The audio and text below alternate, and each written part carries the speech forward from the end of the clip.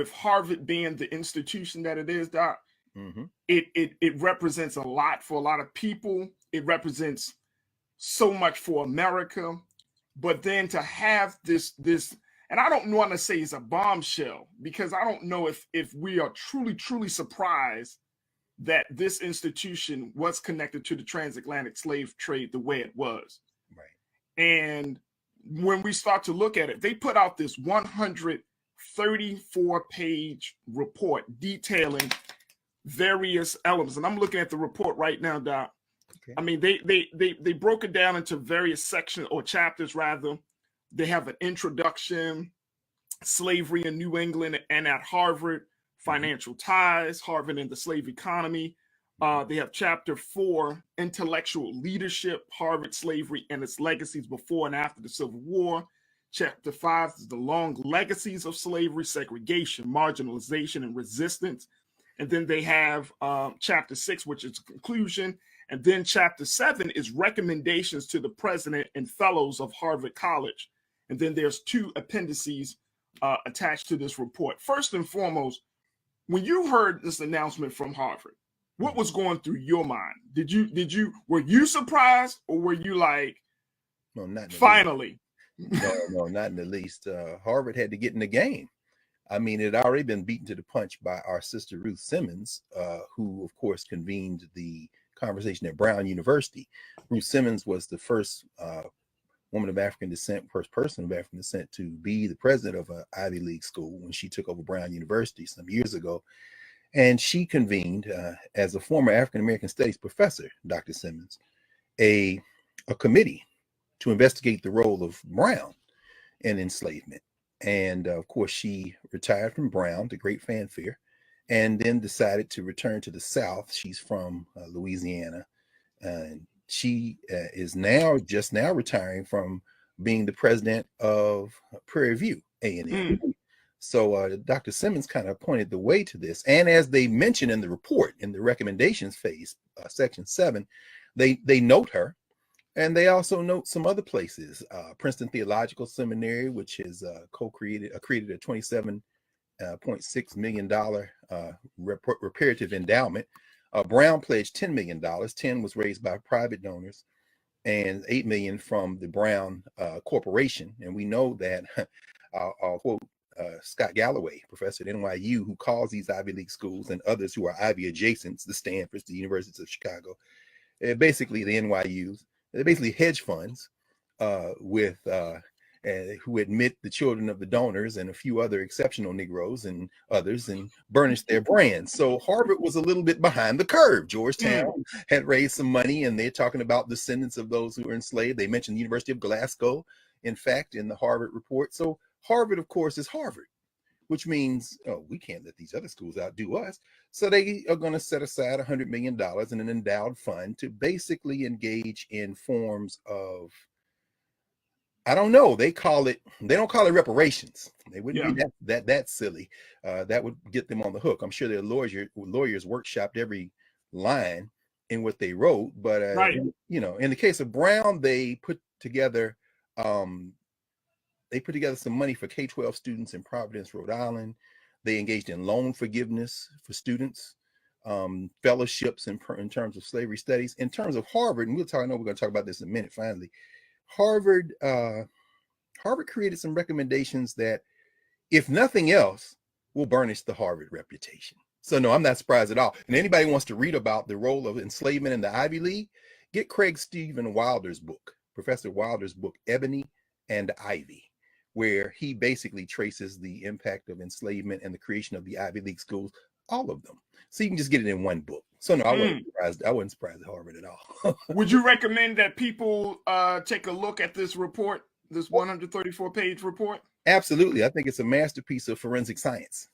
I mean, I love it. I mean, I was telling Joel and you before we came on. I mean, I've kind of been laughing. There have been a couple of moments I laughed out loud. Not at the tragedy of enslavement, of course, because we, of course, are victims of that, ongoing victims in the afterlife, but laughing at the kind of aggrandizement of Harvard's resources.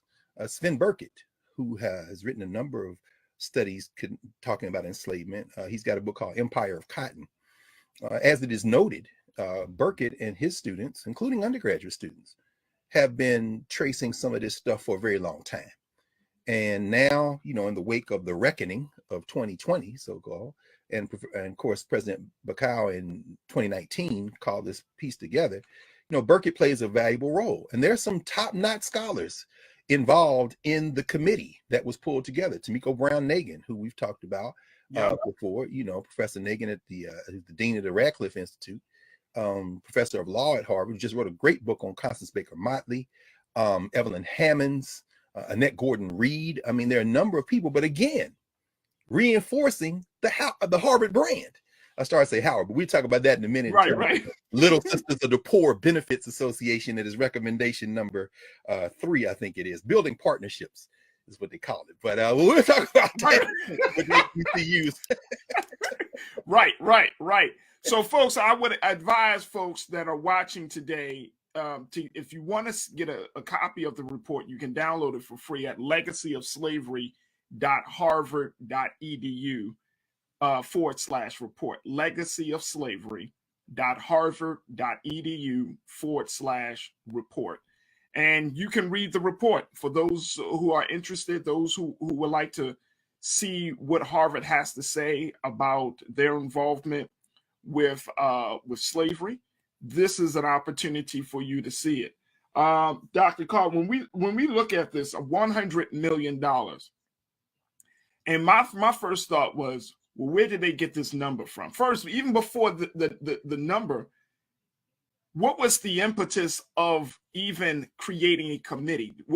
And I know you mentioned everybody else was kind of doing it, but do you feel like there was a singular incident that was like, you know what, we need to do this? Or is it just a number of things that happened over the past couple of years? And you know, whether it's George Floyd, the killing of George Floyd, whether it's you know, all of those things, what do you think really got Harvard saying, okay, enough is enough, we got to say something? Well, Harvard is the brand, as we know. It's not the King's College in New York, which was later renamed Columbia University. It's not any of the others, not Yale. It's Harvard. Harvard is the American Oxford, the American Cambridge, the American University of Berlin. It is the brand by which all other universities are measured. So $100 million is a lot more than 27.6. $100 million is more than 10. In other words, the number, I'm not going to say it's arbitrary, but it's a nice round number that it adds a zero to anybody else. You know, right. You know, and it sounds big. It sounds substantial and significant. No question. And just like Mackenzie Scott, who has given away millions in unrestricted funds in terms of philanthropic efforts to historically Black colleges, tribal colleges, and other institutions, the money on her Amazon stock has made that money back that she gave away and more since she's been giving it away. Harvard's not going to miss $100 million, and it's an endowment. It's not direct investment. It's not like they're saying, okay, we're going to give $10 million to 10 different HBCUs to do what you want. No, it's not. No, it's not that. It's not like they're saying we're going to endow several K-12 institutions and you can do what you want with the money. In other words, it's not a form of reparations. It's really the money's not really going anywhere in terms of, you know, Harvard is going to, and for some of that money, I'm sure, pay itself. And you know, they're offering, among other things, the possibility of exchange programs with Harvard faculty and HBCU faculty. Now, maybe they're going to pay the HBCU faculty salaries when they come work at Harvard. But of course, that would mean that the HBCUs would have to pay the Harvard salaries, which would actually hurt the HBCUs. Anyway, I'm not sure how that's going to work. But the point is that that $100 million is not being given away. To quote the line from the Jimmy Stewart film, It's a Wonderful Life, Potter's not selling, Potter's buying. But at any rate, so that they're burnishing their reputation. Now, is it better to have this money than not set aside? Of course, it's better to have this money set aside. But I'm not surprised at all. In fact, when the opening at the beginning of chapter 1, the first line in the report said Harvard's motto, Veritas, which means truth, of course, inscribed on gates, doorways, and sculptures all over campus, demands of us truth. And as you know, brothers, as it is said to have been said to Pontius Pilate, when Pontius Pilate said, "What is the truth?" and would not stay for an answer. So when you read the report, the truth of the matter is a great deal of it is big up in Harvard.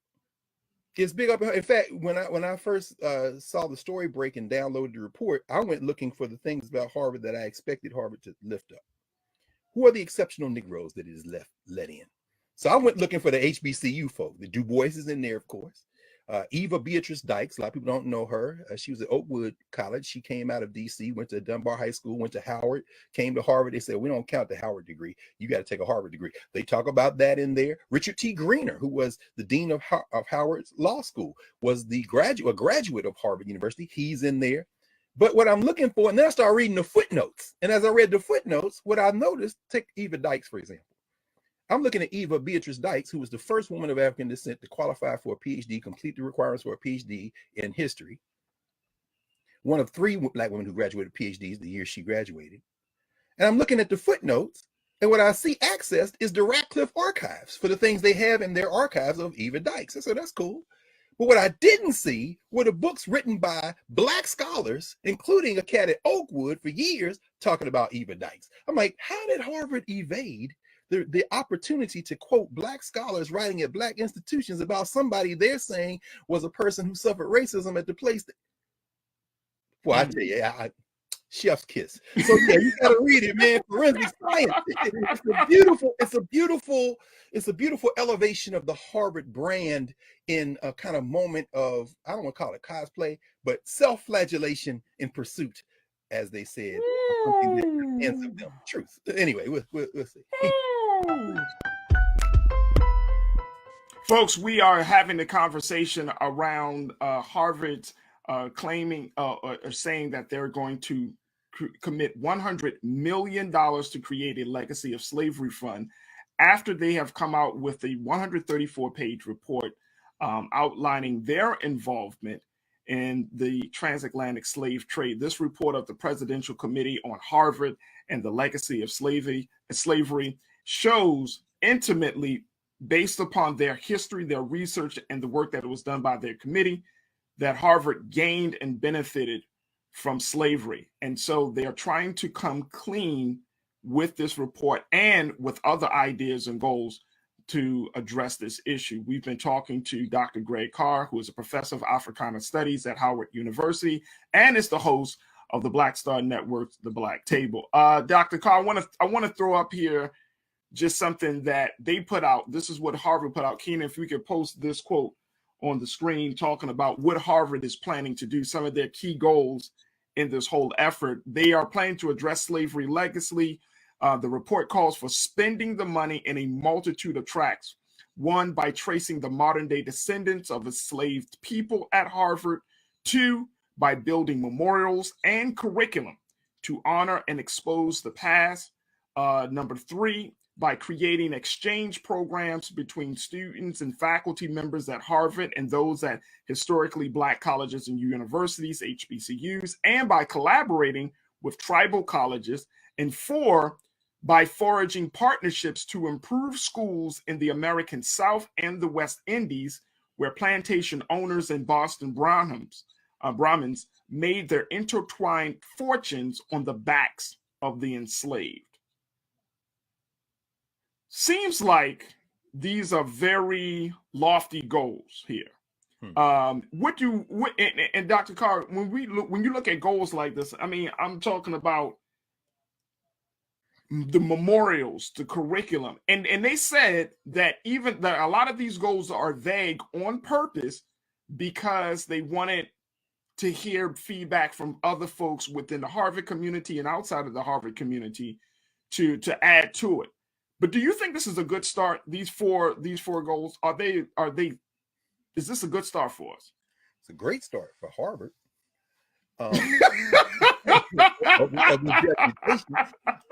You know, I don't think anybody should be applauded for confessing to a crime. Right. Now that's fact. So, you know, I'm always wary when we celebrate having been abused, when an abuser says I did it. That doesn't really change the relationship. Mm. And in reading through the recommendations, I understand they were intentionally vague. The direct descendants, I love this one. Let me read it again. It says, we further recommend that in recognition of its lineage, the university engage with these descendants through dialogue, programming, information sharing, relationship building, and educational support. Through such efforts, these descendants can recover their histories, blah, blah, blah. The last one there, educational support. So you're giving scholarships? Now, in the case of Georgetown, which offered assistance to those who are direct descendants of those who were enslaved under Georgetown's auspices, including several Africans who were actually sold to keep the university's doors open, those people still have to satisfy Georgetown's entrance requirements. So, you know, we'll see. I mean, and that's just in terms of the people who can trace. Now, mind you, there is a lawsuit. Tamara Lauren is having a lawsuit because one of her ancestors is in that photograph collection that is at Harvard, that Harvard now claims that it owns. I mean, so, you know, they're in court about that. So you got a direct chance to do the right thing there. But let's move on quickly because I know we don't have a whole lot of time. The enduring partnerships thing was interesting. The visiting appointments between HBCU faculty and Harvard faculty, that's interesting. Okay, as I mentioned before, the other thing they said is maybe they're going to establish a Du Bois Scholar Exchange. So HBCU students, junior level and above, can come to Harvard, and Harvard students can go to HBCUs. Now, that kind of exchange program has existed for years among HBCUs and HWCUs. But here's what I found out at Howard after 22 years of teaching. There are several Ivy League schools who stopped doing it. Why? Because the black students would spend a semester at Howard and say, yeah, we good. We're not going back. So they started transferring to the HBCU. Wow. So when I saw Harvard saying they want to establish this, my first question, and it's an open question, is, did you all have one before and then you stopped it? Because I know several schools in the Ivy League, which I won't name, and Ivy adjacents, who canceled doing it because the black students were coming and staying. So again, there's nothing in this report that doesn't help Harvard. You know, in fact, I mentioned this finally, Appendix 2, the note on process. They talk about all the things all the people they consulted, the librarians and things like that. They said they consulted librarians at several schools, including Howard, that digitized information for them. Well, that led me to this other question in number 3, enduring partnerships. They want to digitize collections at HBCUs to help them, what they call it, safeguard these materials. Safeguard? Really? They did. There's a partnership between Princeton and Harvard right now that is digitizing the records of the Black Teachers Association, Pre-Integration Teachers Association. It's being headed by 2 fine black scholars, one at Princeton, one at Harvard. Again, I won't name them. Y'all can look it up for yourself. My question is, how y'all going to digitize institutional records of black institutions that were preserved and fought during Jim Crow to end Jim Crow, and now the stuff end up at your house? Y'all ain't slick. It's going to, and then now you'll invite 2 or 3 remarkable Negroes up there. Maybe you'll give them a Carnegie or they'll get a MacArthur Genius Grant. And what you now have said is, look at us. Look at how great we are. We're helping these. Meanwhile, the institutions themselves, maybe they'll get a couple of exchange students, a couple of exchange faculty to burnish the fact that they've worked among the Negroes. But look at how they watch it. When y'all read this, look at how they characterize HBCUs. Look on page 9 when you see HBCUs first mentioned, and they talk about them doing the best they could, but ultimately not having the resources to be. You know what? Just cut a check. Y'all love Du Bois so much. Cut a check. Write Fisk a $50 million check, no strings attached. That ain't no money. You'll make it back in 6 months on your endowment. Write him a $50 million check, but you're not going to do that. You're not going to do that at all. So I mean, and so it like, you know, going piece by piece, looking at each one of these goals, I'm wondering, I mean, there were black people in the room. There were black people at the table. Yeah. So how was it that they were in the room at the table, but yet these goals, these recommendations still come across as being Harvard's recommendations, Harvard beneficial? Because they're of Harvard. And this is not a criticism of any of them. Certainly not William Julius Wilson, certainly not Tia Miles or any of the other. And I mentioned those 2 in particular because Tia Miles is a younger scholar and William Julius Wilson is one of the most respected black scholars in the country. This isn't the William Julius Wilson of 40 or even longer years ago, writing in the Negro Digest, Black World, debating about the future of HBCUs. This is the William Julius Wilson who was recruited by Henry Gates and others into Harvard when they were building that dream team, when Gates and Cornell West and William Julius Wilson and others were brought to Harvard. And then the other Ivy Leagues started doing the same thing. You know, I'm not critical of any of those Black scholars, any of those Black academics, because they are part of that system. And in those debates and rooms, you know, this is a very rich report. They're not ducking some of the difficult things that are raised. At the same time, they are part of that institution. In other words, reparations is about a lot more than burnishing the institutions that benefited from the enslavement of Black people.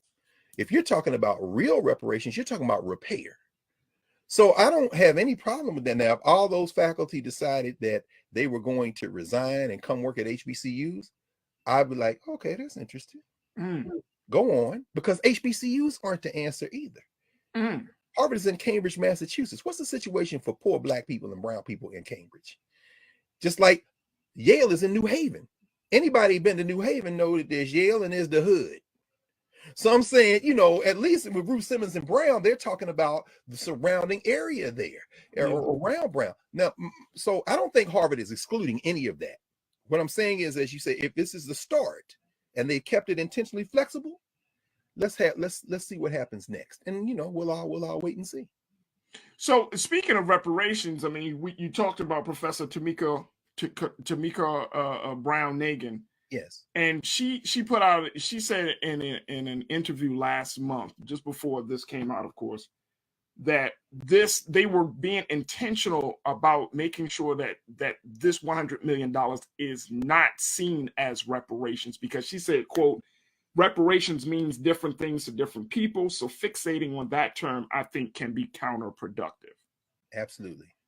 So do you think that was the right decision for them to not frame this as part of a reparations conversation? I know they be leaving themselves open to very real critique, because reparations means one thing. And Professor Brown-Nagin, a brilliant scholar, on the faculty at the law school, Tamika Brown-Nagin got a JD. She know damn well you better not call this reparations. So you have to be intentional. You can't, of course it's not reparations. You can't talk about reparations. A professor at Columbia, my friend Catherine Franke, who wrote a book called Repair several years ago that I actually teach at Howard Law School. This is a white woman, radical scholar at the law school, to whom I've sent students. In fact, one of my best students, Brother Jalil Muhammad, he grew up in the Nation of Islam. Jalil is graduating from Columbia Law in a couple of weeks. Wow, I know Brother Jalil. You know Jalil. Jalil is my man. Wow. You know what I'm saying? Jalil is a brilliant scholar, and she's got him working on this reparations work. He's extending her work. What Catherine Franke said is, my ancestors benefited from enslavement, even though I am not from people who were here. But I came here, and guess what I got coming here? Whiteness. She said, you know what? I think there should be perhaps a wealth transfer tax. And that money be put in a common fund. You can have community land trust. You can have education. You can have all. She writes about this in her book, Repair. Harvard not talking about that. And Professor Brown-Nagin knows good and well they're not talking about that. So of course and now when she says we shouldn't get fixated on it, I suspect that part of the reason that you don't want to get fixated on it is because that will require more of that institution than you are willing to call it to account. And when you read this report and you look at the history of Ewart Grenier, for example, who founded the African American States program at Harvard, whose daughter Lonnie, of course, we know, the jurist, and who Bill Clinton sold out. When you look at all these things in that report, when you look at William Hastie, Charles Hamilton Houston, the people who Harvard produced, Eva Dykes, W.B. Du Bois, most of them, many of them in that group came out of HBCUs. Now, if there's going to be a wealth transfer to HBCUs to train more students, that would look more like reparations, because you benefited from HBCU faculty. In fact, they said in the report, these HBCU undergrads you sent to us burnished our reputation, even though from 1898 to 1940, there were about 60 Black people in the Harvard student body at Harvard College. So the Negroes you did send here were superstars. And the Negroes who are there now are superstars and want to continue to shine in a firmament that they would not want to diminish by continuing to hold it to account in a way that might cost them their jobs. So I don't have no critique of them. They want to stay working on John Harvard's. Let's start a college. John Harvard's plan. Right. Anyway, but I mean, yeah, I'm not gonna call it John Harper's plantation. I'm not gonna call it. I'm not gonna, even though they, as they detail in the report, Right. the literal seal of the law school for years, that sheaf of wheat in the middle was a gesture toward the enslaved plantations, out of which they got their donations and their profits and their investment returns on investments for loans. Oh, they detail it beautifully in the report. What you gonna do about it? We're gonna set up a fund and talk about it. That's, and see, Doc, and Dr. Carr, that's what I was thinking. I was like, I'm still not hearing. Give me the substance. You know what I'm saying? I feel like we're getting the appetizer, but we're not at the main course right now. And I'm thinking to myself, like, you know, like when you're talking about reparations, I know part of the conversation has been on education in terms of, okay, the descendants of enslaved people should be going to certain Ivy League schools like Harvard, Yale, free of charge. Mm-hmm. Or better yet, going to HBCUs and other schools with some of that Harvard money. That would be reparations. Wow. See, but how's it repaired when you basically, in fact, the last thing they write in the conclusion is much remains to be done as we seek to live up to our highest ideals. But by undertaking these endeavors in good faith and with a commitment to meaningful action, the university imbues Veritas with new meaning and renews its commitment to excellence. Wait a minute, is that the same commitment to excellence you had when them enslaved Africans was working on the? Come on. So what you talking about? No, and and Dr. Carr, explain this to me, because you've been in academia for years. You understand the dynamics, you understand the power players, you understand how everything works out. Some of it. What you say some of it, but when we look at this situation, I mean, like, HBCUs are struggling. HBCUs in this country are struggling.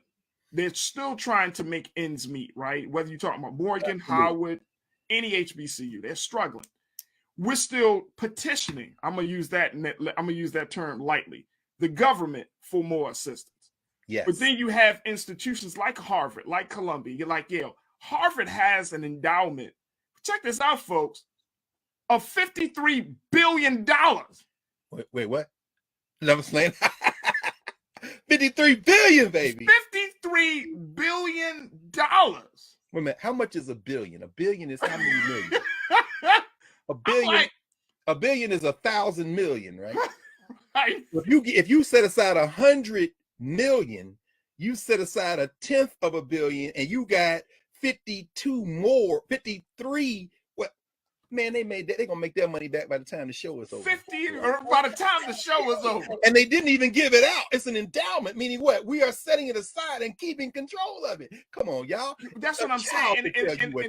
So I mean, I feel like there needs to be. I mean, the gap of inequality between HBCUs and the little money that HBCUs are getting versus these larger institutions. And I'm thinking to myself, it can't be that difficult to come up with a strategy or way to bring some real equity in it. And I always say this, Dr. Carr, and I've been saying this, please correct me if I'm wrong. Dr. King said, "Is always the right is never the wrong time to do the right thing." No question. And so it's like at this point, that's right. At this point, I'm convinced that you just don't have the will. You really just don't have the will to do the right thing. Right. So I mean, like I hear what Harvard is saying, and I think, hell, any institution, any business or corporation, I think they all gain. If you're talking about Ford Motor Company, you talk whatever industry, they have all benefited from the transatlantic slave trade. They have all benefited on the backs of our people. But at this point, the admission is that's nothing to me. No. What are you going to do about it? Yeah. Substantially. I don't have any real criticism of Harvard because I don't have any expectations of Harvard. See, this is the thing. I mean, the idea is that we have these expectations. And so when you talk about the endowment, Howard is the closest HBCU to $1 billion endowment. It's just south of $1 billion. It's now in the high 800s. There's no other HBCU that's close. Spelman, I think, is second. They may be over the $300 million mark. But there aren't 10 HBCUs among the 103 or 4 or 5. And shout out to Morris Brown for reacquiring accreditation in the AUC, there aren't even 10 that have $100 million or more. And Harvard's sitting on 53 plus and making money every day with investments that speak to their participation in predatory lending, capitalism, this kind of thing. And in the report, they talk about the challenges Black students and others have made to how they invest their money. But, you know, again, I don't have any criticism. I'm glad that this report came out. I think it sets a model and a template for this, for how to understand how higher education works at that level. Yeah.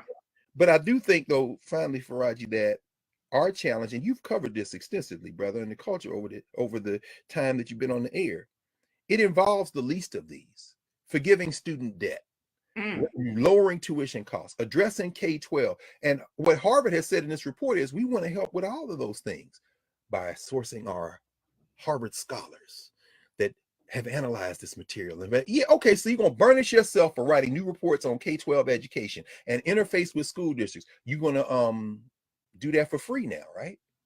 Okay, or better yet, you're going to go in these school districts with your brilliant analysis of the Harvard School, Graduate School of Education, and you're going to help them acquire the similar type of brilliant analysis, and then you're going to get out of their way, right?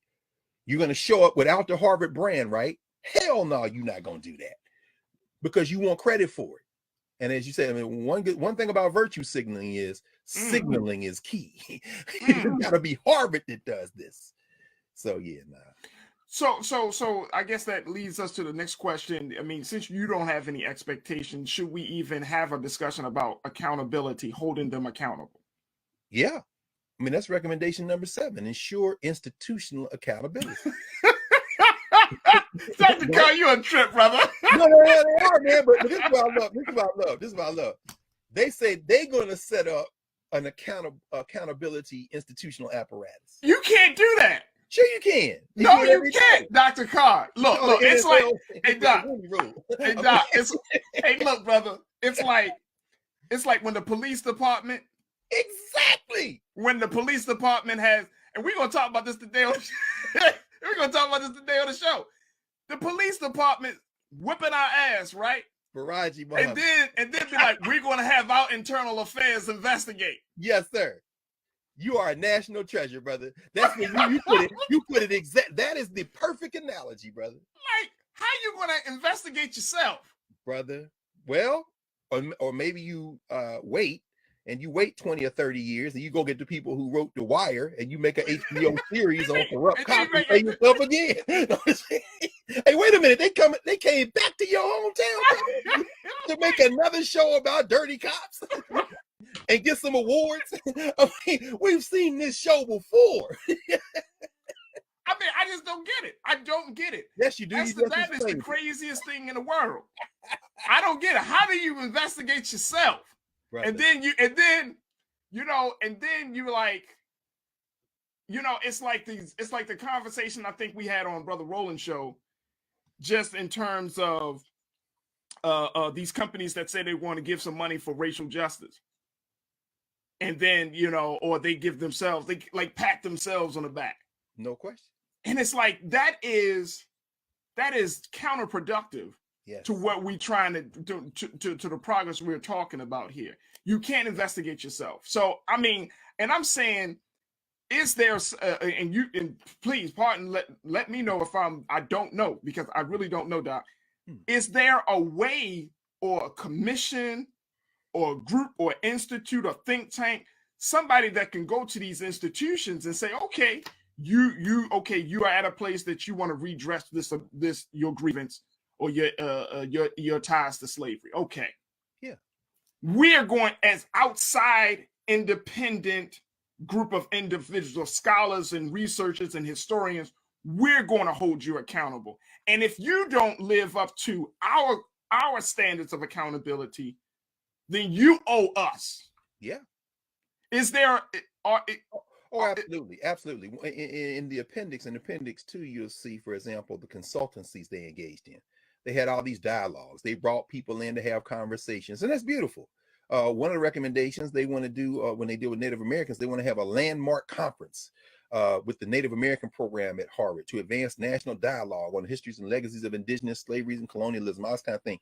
And I'm sure there will be publications and there will be academic accolades and this kind of thing. But here, what you just said, and they say this at the end of their report, they say, you know, the entanglements we've had with enslavement are in the past. They can't be undone, but the present and future are ours as a university community to shape.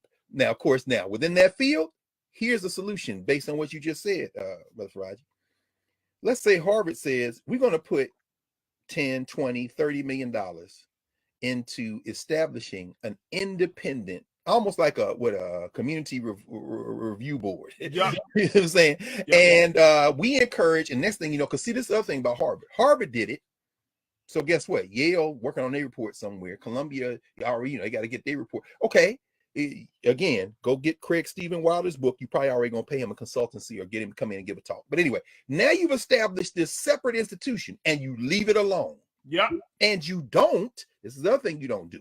You don't populate it with your faculty members. That's right. It's not the usual suspects. And you don't build links with Social Science Research Council, the Ford Foundation, the Carnegie Foundation, the Mellon Foundation. Right. You don't then try to figure out how you can get some subsidized grants from the National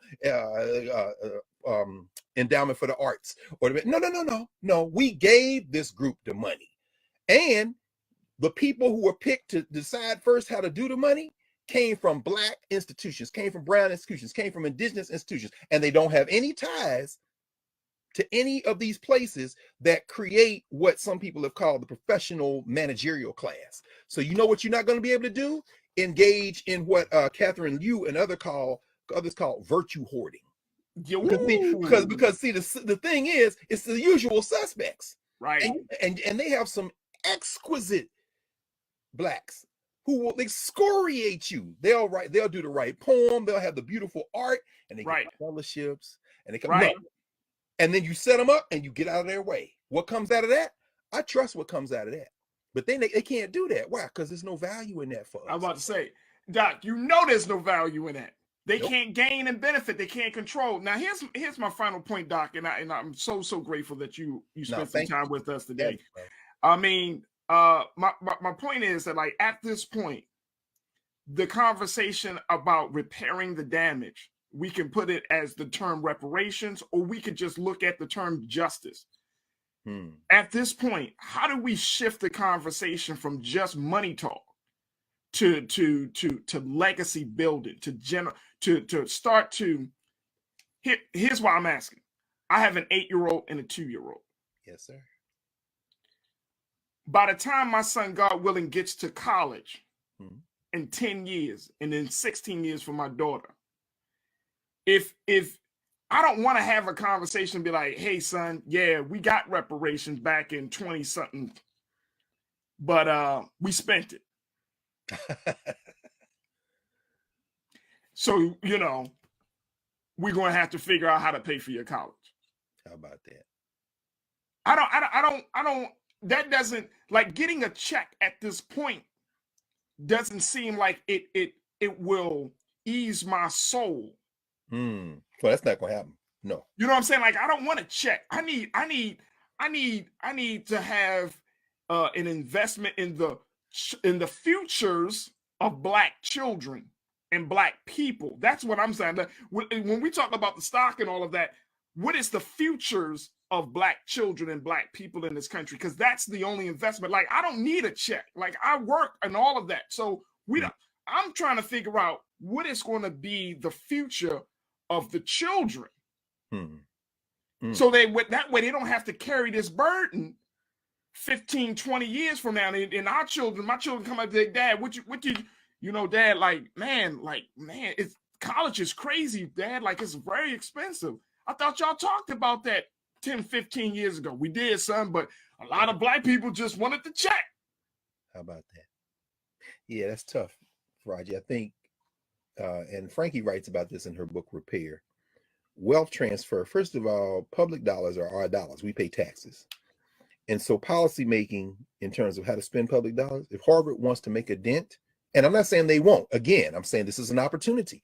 Use Harvard's clout, use the number of Harvard graduates who are in public policy making at the state, federal, and local levels to engage in resource investment in these communities that are suffering. Use your cultural capital, the one you burnish so much, to intervene there. Now, when you're talking about self-repair, of course, we can't look outside for that. And so we're having a conversation in the Black Star Network in part because, Brother Roland and all of us, are saying, let us support our own. This becomes a threat to the hierarchy because while we're having this conversation, I'm sure this Harvard report is going to be discussed on white-facing media, and you're going to have some experts in there, and they're going to blah, blah, blah, and it's going to be a very different conversation. Why? Because it's burnishing those places. I'm not against the check. I think everybody should get a check, but I also think that can't be the objective, as you said. What we need to engage in terms of reparations transcends even the United States of America. If you're going to reimagine the country we live in and the world we live in, it's going to require a different look at the way we even think about each other. And I do not see that in the Harvard report, nor would I expect to see it in the Harvard report. No. Harvard's going to remain Harvard. Right. You see. And hey, be Harvard. But my question is, what's Tuskegee going to do? What's the legislature going to do in Louisiana for Southern and Grambling? What are we talking about with Alabama A&M and Alabama State? And more importantly, the K-12 schools. More importantly, everything from basic needs like food, shelter, housing, and that's policy making. You want to impress Harvard? Get some of them presidents and senators and some people to act right. Right. And we'll hand and on the grant and give us the resources. I think that's the kind of thing we have to do. Yeah, I mean, at this point, Doc, I'm like, I want it all. Yeah, I want the money. I want land. I want educational equity. I want it all. Because now it's becoming more and more insulting and a slap in the face of us. Like, you got all these institutions that recognize that they have gained and benefited from slavery. Therefore, they've gained and benefited from our ignorance up to this present day. Yes. You can say that. You can, yes. No, I want it all. Yes. I want, and there should be no compromise because the United States government, these institutions, corporations, they have made us and conditioned us to believe that we were gaining something, and we're in some cases some of the worse than we were 50, 60, 70 years ago. Of course. But so I want it all. I don't want no compromise. It's like, nah, bro, we can get a check. Well, I mean, let's get an acre of land for each family. You know what I'm saying? Let's make sure our children go to school for free. Like, I want it all. Yes. Well, that's tough, Roger, because I think what that requires then is a facing that we're not going to get that by behaving the way we've been behaving. The only way we made progress in any moment in world history is when the people who are being taken advantage of say, "That's it. You're not taking advantage of me anymore." So when you say that, of course, I think about the fact that again, Martin Luther King is evoked. Went to school at Boston University, had to come out of Morehouse and Crozier Theological Seminary, right there in the area.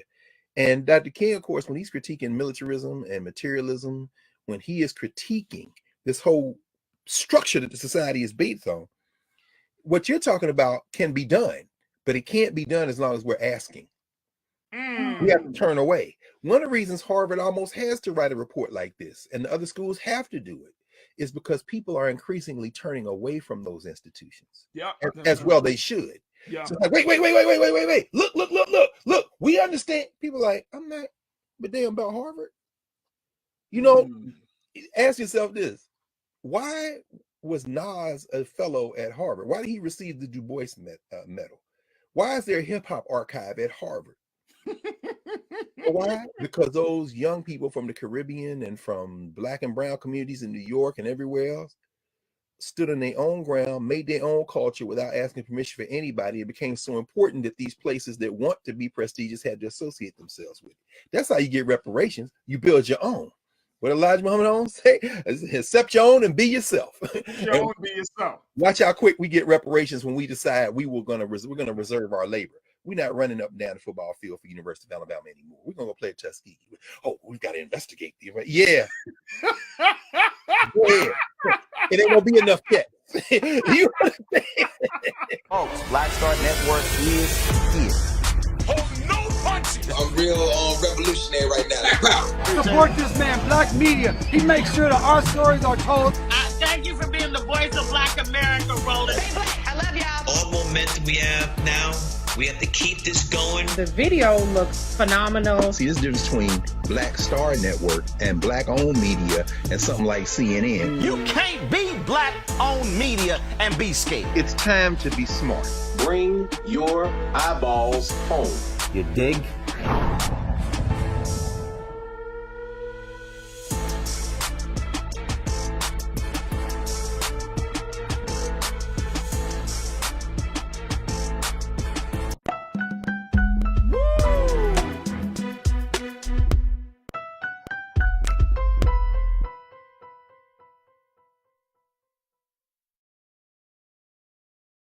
Folks, we got a lot to talk about because there are so many big conversations that are happening. This first conversation I want to have with you is about this idea of white nationalism. Now, some of us might believe that white nationalism is on the outskirts of our mainstream discourse, or whether it's about politics, social issues, economics, healthcare, whatever the case may be. We have been conditioned to believe that white nationalism is out there and we are over here. But I want to share with you folks, white nationalism is right here, here, here. It's all around us. The thing is, being able to differentiate and to make the judgment on what you're hearing as being nationalist, white supremacist language, and what you're hearing from someone that just might have their views.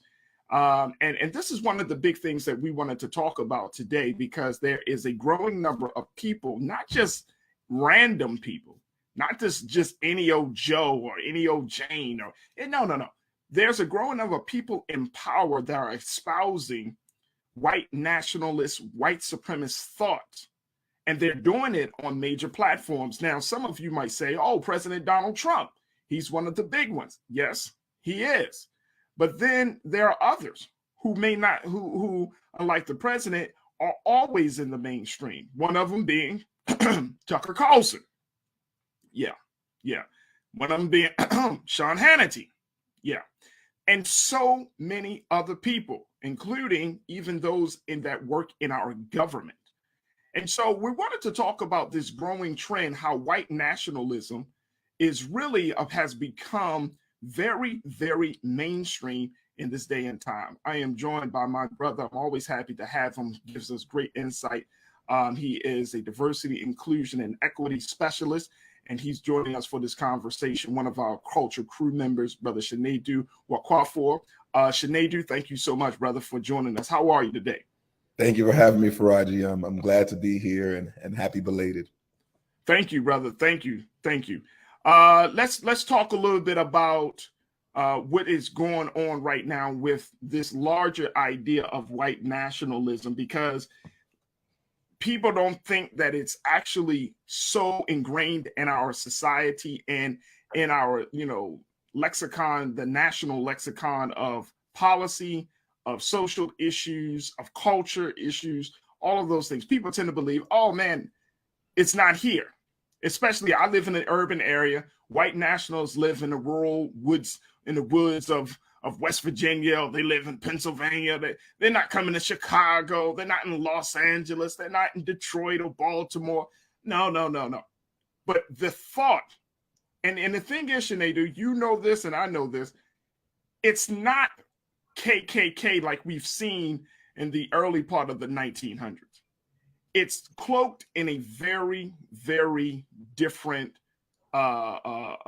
vernacular. And what we're seeing right now is something that I think is very, very fascinating. And here's the reason why we wanted to have this conversation. USA Today, they did this story about a Border Patrol agent who goes by the name of Brandon Judd. Now, Brandon Judd he's a Border Patrol agent, but he's also president of the National Border Patrol Council, which is a union representing more than 18,000 Border Patrol agents. He had a conversation on Fox News by an anchor named Bill Hemmer. And Keena, let's post what Mr. Judd had to say as he was wearing a polo shirt, and this shirt was showing, that he was a part of the Border Patrol agency. I want to put his quote on the screen there, if we can, Keenan. All right, take a look. Let's go back to the other one, dear brother. The one that yep, there we go. All right, so This is what Mr. Judd said in his interview with Fox News. He said, quote, I believe talking about Democrats trying to change the demographics of the electorate. That's what I believe they're doing. They want to stay in power, and the only way to stay in power is continue to stay elected. Now, this quote that he is talking about is about the fact that they are opening, he believes that there are lax border enforcement. And so when allowing people to cross the border without any real restrictions, and he believes that it's a part of a larger conspiracy by the Democrats to allow immigrants to come to the border to fill up the United States so that way they can vote Democrat and essentially take over the election and keep Democrats in power. But he blames immigrants for this. He blames Biden for this. And this is something that we're seeing as part of a larger conversation around that white nationalism, white supremacists has been espousing. This is an idea that they blame other people. They blame black people. They blame brown folks. They blame people outside of white communities that says this is the problem. Now, he's blaming the president is being weak on these policies, but then he's saying that once they get in there, and this is something that you might hear from some folks, some white nationalists, you might hear them say, oh, they're coming across the border and they're bringing crime. They're dirty. They're infested. And they're ridding our cities of, they're plaguing our cities, this type of language. Sinead, what do we make of this when you have an individual like Brandon Judd, who is part of the federal agency, who is the president of an agency that has 18,000 Border Patrol agents under his command? Take a look at him, folks. And this whole idea, this is what they call replacement theory. And replacement theory is one of the main tenets of white supremacy, white nationalist thoughts. And he said this. This is not unusual because we also know that if outside of border patrols, you have police officers that have espoused certain these type of views in dealing with black people and dealing with diverse communities. What do you make of this, bro? Well, you started by saying, even though you may not see the white supremacy in cities like Baltimore, Philadelphia, you do, but you see them in policy. You don't see them in person. What I make of this statement by Mr. Judd is, it's just funny, especially when you realize that when it comes to white supremacy, a lot of those folks who espouse the idea of white supremacy are not even aware that the foreign people that they hate create a system that they benefit from. You brought up Donald Trump, our once presidents. I think Sonny Halston likes to say twice impeached and disgraced, because that's what he is. He was somebody who had an issue with China and this and immigration, but then you looked at the back of his ties and we saw where they were made. When you look at some of the things that are keeping our country going is because of the power of immigrants, whether it be in the state of Maryland, where we have a program where we allow some immigrants to come over the summertime to pick the crabs or get the seafood that we all end up enjoying during the ending analysis of it all. And that's the problem with white supremacy. They love the benefit of immigrants, but they don't like the immigrants themselves. And then when you think about border control, the word border, in my opinion, has always been an arbitrary term. Whoever's drawing the line says that this is the border and this is that and that and that. I just think, and I hate to say it, I just think that it goes back to what, rest her soul, Dr. Frances Cress Welsing said many, many years ago. Their race is getting smaller in number. Statistics has shown that. And I think this hysteria with the white race, thinking that it's the black people, the brown people coming to attack them. See, when you're guilty, you think the other folk are going to do to you what you tried to do to them, and that's never been the case. And it's this fear of annihilation. It's just been proven. It's the fear that their race, their time, not only in power, but their time on top is just coming to an end, which when you look at the statistical data that says that I think by 2040 or 2050, that white folks in this country will be a minority. They don't know what to do. So we're in this unique position. You started off your remarks, Sinead, saying it's not on the outskirts, it's not on the fringe, it's right there, right? It's like cloaked in political rhetoric. Mm-hmm. And I agree with you in that regard, because the dog whistles, the euphemisms that's often used, right? Whether we're talking about from Donald Trump, whether we're talking about from Marjorie Taylor Greene, right? I mean, here's a woman that recently spoke at a white supremacist convention, give the whole speech, right? And then there are people are like, well, and she tries to defend, like, you know, I'm a representative, I'm working for Congress, blah, blah, blah.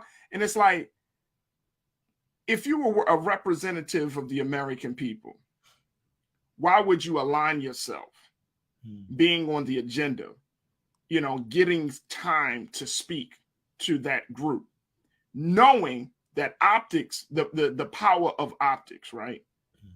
Knowing that. So you did that because either one, that's how you really believe. And two, you don't care about the power of optics. You're just like, hey, this is what I am. And you know the old saying that if somebody shows you who they are, and I think Dr. Maya Angelou said it, if somebody shows you who they are, believe them. And it's like we're still in a space of denial, Sinead, about believing that somebody can actually think like that. Whether you're talking about Trump or anything, these are more of the vocal ones, right? But when you have a person like a Brandon Judd who is working behind the scenes, we don't know who the Border Patrol Union president is.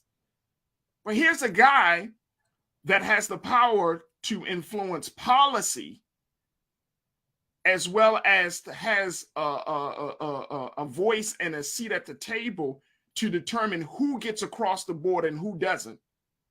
He's a guy that has aligned himself with this. Now, he might be saying, well, no, I'm not a nationalist. This is what I believe. But it's hard for me to believe that somebody just happens to believe that immigrants are bad. They're dirty. They're the reason why the Democrats want them in, because they want to get power. It's hard for me to believe all of that just on your own. Mm-hmm.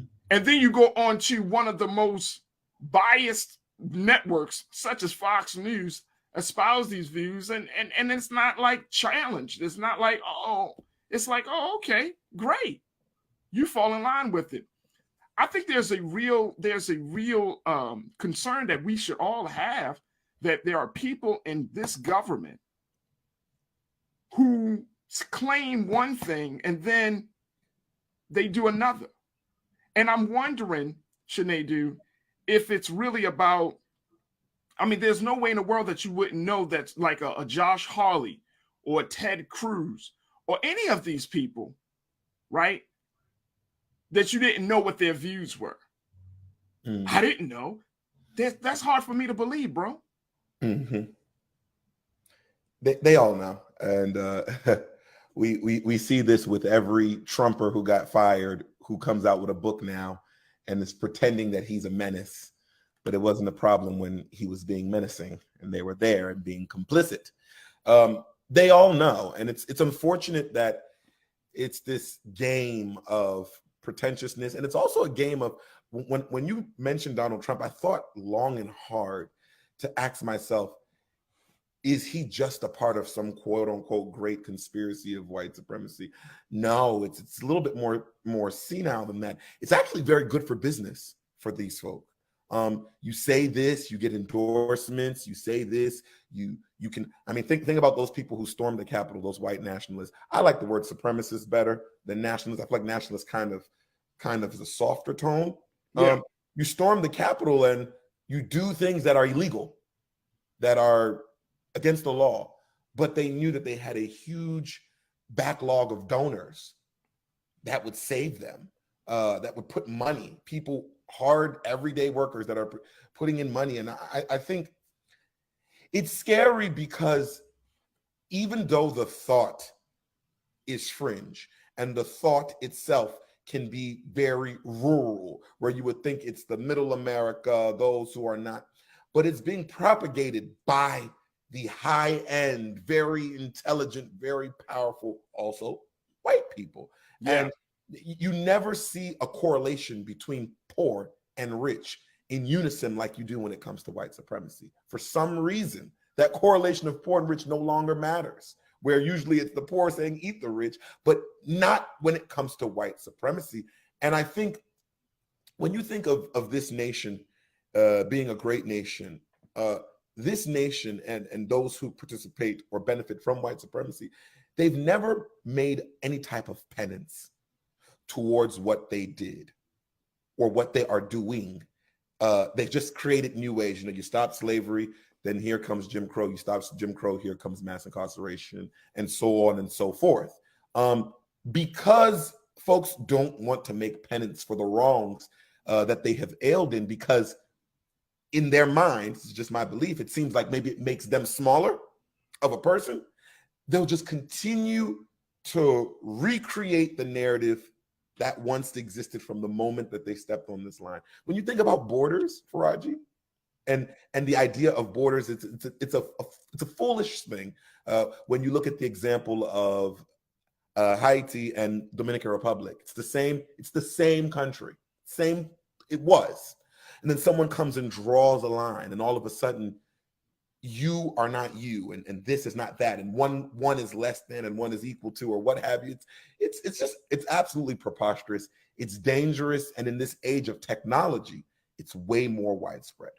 Let me just say this as we kind of wrap up this conversation, and I want to, you know, and we can't get everything all in the few minutes that we do have, but I wanted to bring this into the discussion, because I went to do a little research and say, okay, let me find some modern references to what we're seeing, because there's this growing trend. And folks, that's really one of the big reasons why I wanted to have this conversation, especially with my brother Sinedu, is because I wanted us to not think that this is some obscure or we're just totally oblivious to this. You and I have to be able to have the power of discernment to understand what's being said. We get so much information running across our minds, you know, that we're scrolling through, that we're taking in each and every day.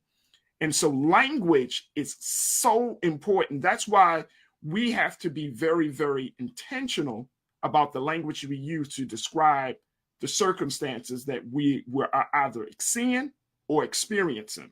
But let me just share with you this piece that I read from an article from called "How White Supremacy Returned to the Mainstream Politics," and this is by an author by the name of Simon Clark.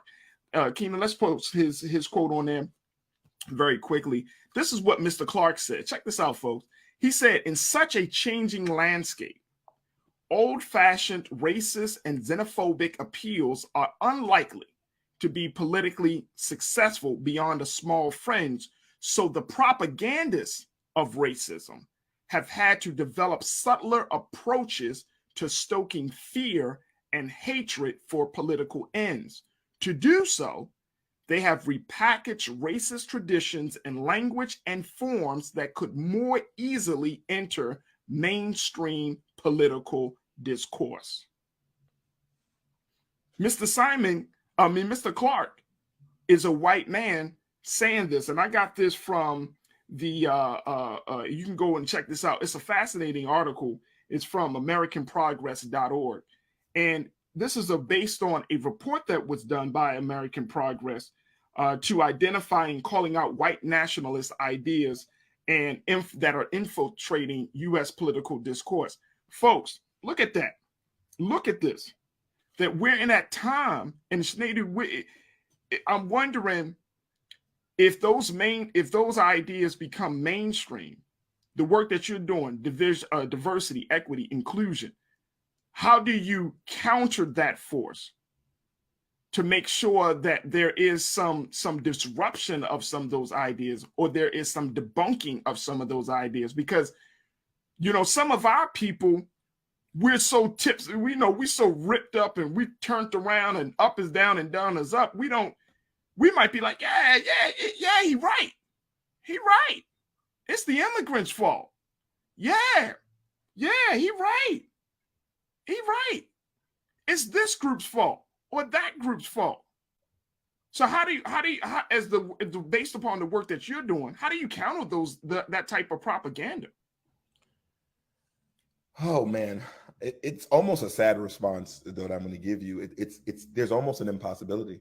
It's almost an impossibility simply because when you think about diversity, equity, and inclusion, if you're doing it correctly, one of the main tenets in bringing in like a diverse workforce is dismantling white supremacy. It is at the top of everything, and that becomes difficult because sometimes if you're dismantling a house that you're living in, where do you then go? When this system is so intertwined to the everyday lifestyle that sometimes it's easier to pick through little pieces slowly but surely to hopefully one day get to the bigger overarching thing that, hey, we got to dismantle white supremacy. But it's very difficult. And actually, I go to trainings with other colleagues in the space, and that's the number one thing and that people ask, that how do we fix maybe this small thing here if it's emanating from a bigger thing of white men in particular and their beliefs, and how that in theory is the building block of all systems in this country. No one really has an answer, but that doesn't mean that we stop working. It has to be a continuous fight that even after you win, you even fight harder. Well, we do need to have an answer. I'm serious. We do need to have an answer. There's no way. Here's why. Mm-hmm. We need to have an answer because they have a very concerted. They have a game plan on how to get this message out there, right? Mm-hmm. So they and I'm talking about white nationalists, white supremacists. They know that they can't go through the streets of urban centers of cities across this country, on a horse and dressed like the KKK. So how do they do it? They infiltrate systems. They infiltrate institutions, right? They get on television and they build up their following for their platforms for people to listen. Let me just share this with y'all, folks. Mm-hmm. New York Times, they did this expose on Tucker Carlson over these past couple of days. It's a 3-part series, and they call it White Nationalists. And in that 3-part series that they've done, they looked at over about 1,130 shows of Tucker Carlson, of 30 episodes of Tucker Carlson Tonight. And they looked at it, and they determined how many times he has stoked white fear, how many times he has blew the dog whistles and used the euphemisms and espoused those conspiracy theories. I mean, and it's so many times. But guess what? Tucker Carlson has the most profitable and one of the most popular shows on cable news. He's like the #1 guy on cable news, not just Fox. He's making Fox News so much money, and there are literally so many people that are tuned into him. You got to have a game plan to counter that. And so they have a megaphone in him. And so we have to have a megaphone for us, right? Mm. We have to make sure that the platforms that we use, we can't be silly and start to thinking like this is just going to be swept under the rug. This thing is like a wildfire, in my view, Shanadu. These ideas are like a wildfire. Not to say that all white people are going to subscribe to them. I don't believe that. But I do know that if you touch on somebody's dissatisfaction, which we are seeing with white America right now, mm-hmm. If you tap into their dissatisfaction, if you tap into their fear, then you may have a convert to that way of thinking. Mm. And that's the thing. We can't say, well, we'll try to figure it out. No, we better have a game plan. We better have a game plan because they're coming into Congress. They're coming into our state houses. They're making policy for us. They're in those positions that really impact our lives. And I'm not saying this out of fear. I'm saying this out of strategy. Mm. They're in these positions that impact every element of life. Mm. That's why we see what we see from Florida to Texas, the governors, the talking of the culture wars that we've been discussing. That's why these things are happening. And it's not, they are part of a larger school of thought. We got to have a game plan, bro. You're right. And I think the thing about our community is that we're not we don't have a monolithic way of thinking. We don't have a homogenous way of thinking, if you will. We're just, our thoughts are so vast that it can't, the benefit in a lot of these white supremacists that no matter how different they are, their general theory matches up with each other. Whether you're a white supremacist from the South, right, the North, West, or East, or even out of the country, because we heard what they said in Ukraine during the war of who can get on the buses first. We heard that. And we heard what they're saying in Hungary as they're starting to play Tucker Carlson at the CPAC that they have there and reverberate his rhetoric. I think what we must do, because at the same time, there is a benefit of this quote unquote white nationalist, white fear. It brings chances and opportunities for DEI to do their own infiltration. I'll give you an example. After the death of George Floyd, may he rest in peace, and Breonna Taylor, do you know what a lot of corporations did? They built a DEI team. Never had it before. They built one, and a lot of them are being ran by Black people who are creating strategies all throughout our society that involve Black and brown people penetrating these same areas. Yeah. Now, the thing that happens then is like, okay, now we've penetrated Congress, we've penetrated the private companies, the public companies. Now that we're there, now that we have power, this has become our biggest issue since the days of Martin Luther King. Who becomes the rallying call? Who gets to give the word, the marching orders? Will people want to take a more Martin-esque approach or a more Malcolm-esque approach? And that's where it becomes difficult, because the trail, if you will, or the journey to Black folk saving ourselves or staying alive or staying connected, it comes from a vast array of folk who believe that it shouldn't just be an A or B approach. It should be an A through Z. It should be different ideas and different ideals. And that's where it becomes really complicated, because when so many people are saying so many different things, it's so many different factions running around themselves. And I think that is where we are. And look, as we're having this conversation, it just goes to show you how on time we are with even having this conversation. Folks, breaking news out of CNN, where Representative Marjorie Taylor Greene, it was decided upon by a state judge down in Georgia. Folks in Georgia, y'all got to listen up on this. Judge Charles Boudreaux, he said in a 19-page recommendation that Marjorie Taylor Greene should not be taken off the ballot because, or shouldn't be disqualified over her role in the January 6th insurrection. This is what the judge, now look at his reasoning. In his 19-page recommendation, he said, quote, the challengers have produced insufficient evidence to show that Representative Greene engaged in that insurrection after she took the oath of office on January 3rd, 2021. The recommendation will now be taken up by the Georgia Secretary of State, Brad Raffensperger. This is a Republican. This is the same guy who Donald Trump said you should try to find the votes for me down in Georgia. Y'all remember that? And according to CNN, it's possible but highly unlikely that Raffensperger will overrule the judge's recommendation and disqualify Greene on her own. Look at this. Look at this real quick, folks. There were groups, advocacy groups, legal analysts, scholars, folks, and community leaders that said she needs to be off the ballot. She's just doing too much. And this judge says she will not be disqualified. She shouldn't be disqualified because she was not engaged. She may not have been engaged, but did she create the winds by which January 6th could take place? Y'all remember, I wish we had enough time right now, but there was a picture of Josh Hawley, and And Josh Hawley was there. It was a picture as he was walking out. All this mayhem is happening from January 6th. He walking out with his fist in the air. Y'all remember this? I don't know if some of you may have seen this picture. He walking out with his fist in the air like he's in solidarity.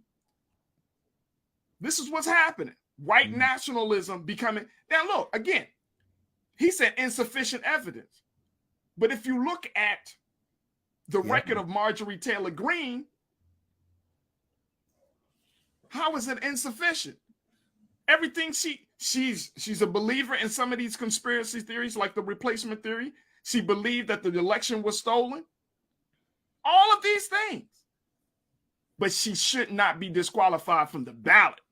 And this might be, I'm going to say it, this might be one of the ways that they keep Trump on the ballot for 2024. Absolutely. That there's not sufficient evidence. Or because he wasn't, quote unquote, engaged, because there's still a lot of mystery about whether he was engaged in January 6th or not, that he may not be relieved from the ballot. This is the stuff I'm talking about, folks. So I'm saying that because this is the place we're in America, and we have to be very intentional and cognizant, and most importantly, we got to be willing to fight to figure out how we're going to move forward in this country. Because these forces are coming at us.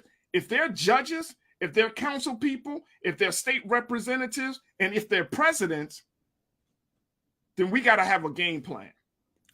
Faraji, it's interesting that when you were reading that and explaining what has happened, that connection, that continuation, the only thing I could think about was how when Barack Obama was running, how they made it a huge deal that he had any connections with the Honorable Minister Louis Farrakhan and Jeremiah Wright. Right. Where he had to repudiate these two human beings as if they were the bane of existence in this world. And how these two gentlemen have never did a national insurrection, has never led people to say hang the president or nothing of that nature, but just the idea that Barack Obama could be associated in any way with two Black influential leaders could have caused him his presidency. It just shows that at the very end of the day, this white nationalism thing is so powerful that even the white folk, quote unquote, who may seem like they want to help, at the very end of the day, their plan is not Democratic or Republican. It's white, irregardless of anything else. And it's very dangerous. And you're right, Faraji, that is exactly how they would put Trump on. And once it works, this is the thing that we're noticing. Once it works, everybody else does it. You saw it in Florida with the Don't Say Gay bill. Once they got that, all the other states that align in that, like you said, it's a strategy. It really is a strategy. And people don't like hearing this as a solution, but that is why we have to vote. And then after we vote, you hold those people who are elected to represent you the same way you hold your kid that you send to an HBCU to represent your family and represent the culture. You got to do it, because that's the way this game that they're playing, that they wrote back when we were 3/5 of a person, that's how you win this game. Yeah. I'm just looking at some folks, and very quickly as we go to a break, Taylor checked in and said, we don't know what was presented to the judge. We are all watching this mess. A judge has to go by his paperwork. So that goes back to the legal complaint being insufficient. Janelle checked in and said, just because hate is winning in the marketplace, there are things on which we can stand together. The race class narrative is the winning narrative, and solidarity will win. B Dizzle checked in and said, Georgians are going to have to turn out like never before and defeat her in November. Facts. And I know that Stacey Abrams is running for governor down there. Brother King Lee said, if the U.S. Department of Justice have any criminal evidence against Trump, MTG, Marjorie Taylor Greene, or any of those racist politicians, then they need to bring it forward now. Now. I'm in agreement with that, like right now. If they are weak, if this administration that is composed of a moderate politician, a black woman. You got all these black folks and Latinos and other. If this administration doesn't, and I said this before, if y'all don't handle this, take on the cancer of white nationalism and white supremacy, voting is not going to destroy democracy. None of that other stuff. That white nationalism is the greatest threat to democracy in this country right now. White supremacy, those ideas, those conspiracy theories, all of those things. That is the great threat facing this country right now.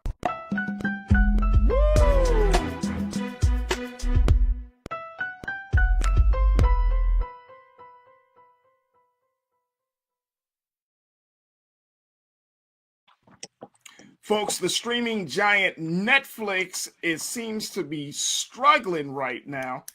Earlier, a few weeks ago, it had posted that its revenue was declining, and that its number of subscribers, hundreds of thousands of subscribers, had already left the streaming site. 200,000 had already left, and some fear and worry that by the mid part of this year, millions of subscribers will leave for good.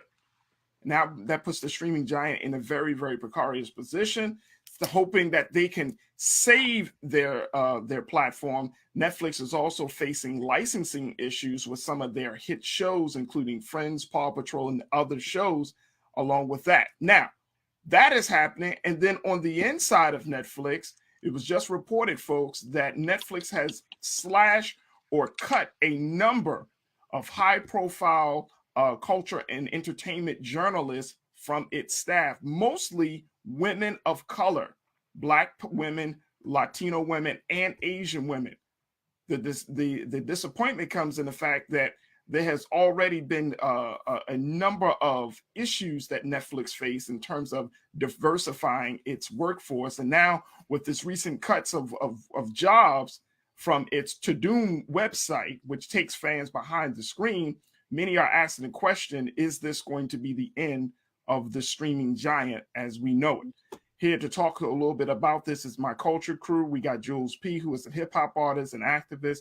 And we also have a filmmaker, a director, and a writer herself, Miss B. Fly, who is the co-founder of Blackwater, a production house, and is the founder of Black Jesus Productions.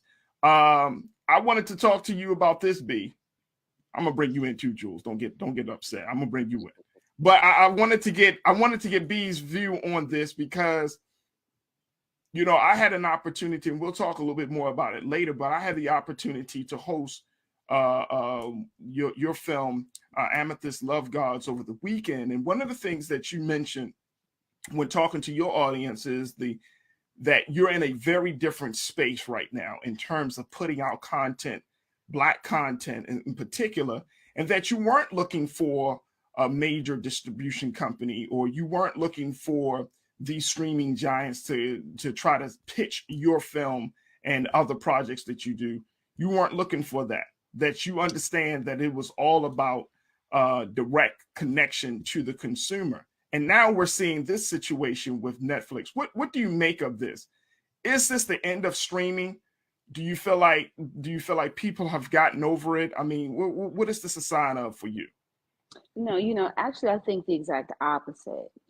So many people are so into streaming. It has created a more competitive landscape for the Netflix. And once upon a time, Netflix kind of operated as this way as this renegade website to where you were able to stream independent content that you couldn't see on cable. And so now that is literally the exact opposite of what Netflix has become, So this is what we experience in the world of capitalism, supply and demand. We have a lot more streaming services in order to view our content. Excuse me, I've talked for an entire week, and so this really is sign of the time and sign of a very good job that we are doing when it comes to bringing more content to more people directly without needing to go towards one outlet for distribution. And so now Netflix is suffering because there are so many outlets that we're able to stream our content on. And so unfortunately, they are still making some very wrong decisions at their table. And unfortunately, the fewer women you have at your table, the fewer women of color you have at your table, the more wrong decisions you will most likely continue to make in this future. And so are we looking at the end? We might not be. We might be looking at literally Netflix setting up a PR bankruptcy. You understand? You know what I'm saying? And so Netflix will continue. Should they? Something needs to happen because the content is starting to get watered down on a lot of different levels. I'm a Netflix subscriber. My family is a Netflix subscriber, right. But when it and so we subscribe to a plethora of streaming services, you know. But as a filmmaker, I am rooting on the inside for us to be able to occupy our own digital real estate. And so, and right now, as long as Netflixes are propagating themselves as if they're the only place to distribute work, then we have a problem. And because that right there is a lie, you know? And so it's like, we have to be able to pull this veil back and understand at the end of the day, we all have power in our .com. We have that power, and we don't have to give all of our power away to the top 5 streaming services. Once upon a time, they did not exist. Right. You know? It's only been a decade. It's only been a decade. It's only been a decade, B. Right. And so at the end of the day, I'm tired of making, you know what I'm saying, of making more white men rich. I'm tired of, you know, like catching the tears of white men. Like, oh my God, we're losing our profit. Let's fire Black women. Listen. So when let me ask you this question before I get to my man Jules. Should they be saved? What is there to be saved? You know what I'm saying? Like, I don't believe they're losing. I don't believe they're about to close shop. I don't believe they're about to dismantle their service and we're about to sign on tomorrow and say Netflix is gone. Like, you know what I'm saying? So there is like, how do you it's not sick. Yeah, like, well, it's not sick. The only way I'm saying being saved, and I hear you, and the only way I'm saying being saved, Jules, is the fact that Netflix is like an industry leader, right, in terms of streaming. I mean, there's a whole cultural term that we use, Netflix and chill. Nobody says Hulu and chill. Nobody, you know what I'm saying? Nobody, and chill. Nobody be like, yo, I'm trying to Amazon and chill. Like, this doesn't work that way. Everybody knows Netflix and chill. So it's such a major powerhouse in terms of streaming and in terms of providing content, even though, you know, Jules, their content had improved, you know what I mean? Of course, they have, you know, big shows, Bridgerton, Squid Games, you know, some of their bigger shows, Bird Box and all of those things. But now, and then you see a flock of A-list celebrities who are doing Netflix movies, right? We've seen that. But then you, on the other side of all of that growth and that talk of success and that talk of they're going to be around, you do have some things. It's like a smoke and mirrors. It's like some things are falling apart behind the scenes. I mean, if you don't, and I'm with B, if you don't have Black women, if you don't have no women at the table, please. Your you do, failing. buddy. You're going down. You're going down. And the woman is the last person you want to cut first. That's not you know what I'm saying in the situation. Door first. You open the door first. Say it again. Like, so you open the door first. You don't fire us first. Like, that's no. Right. I mean, that's the last thing, because women bring, unlike men, Jules, and I don't know if I shared this with you. I remember when I was doing my radio show at Morgan, and I looked at my ratings, women were my #1 listeners. Women, Black women. And so that led to me, it's like when you start to look at the data behind these shows and you find that you have Black women or you have Latino women or you just have all these different women that are tuning in, that is going to determine the agenda and the direction of that show. After a while, I started, hey, man, we got to get more women on these shows. We got to get more women voices because women are tuning in. And we found that women are more loyal than men are. So talk to me, Jules. What's your take on it, bro? So I got a couple of different perspectives and points. So I'm gonna start inside out. So let's start with the inside first. So discussing the women that are now being basically released from Netflix.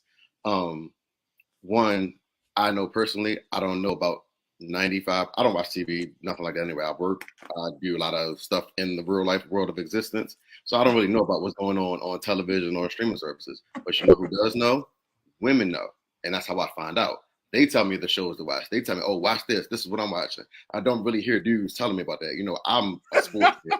When I'm watching TV, it's only sports. I don't watch nothing else but sports. Right. Everybody in my camp knows this. You see, all I do is watch sports. That's my niche. That's what I do. Sports. But when it comes to actually getting hooked to a show, start watching content, it's from a woman. So from hearing that you're releasing, you're targeting the women of color from, and I heard that it was that was formed in it's recently new. It was formed in December. Was formed in 2021. Yeah, so it's not even a year. It's not even 6 months old. Yeah. It's so that's problem number one. Like without that, to me, a woman is a foundation. A Black woman is definitely a foundation. I mean, again, raised by a Black woman, I was, so I understand where foundation comes from. So when you have the ideals and insights they have to add on to what they're, trying to bring to the company and merge on to get the viewership up or try to get the content diversified, that's not the group that you want to cut.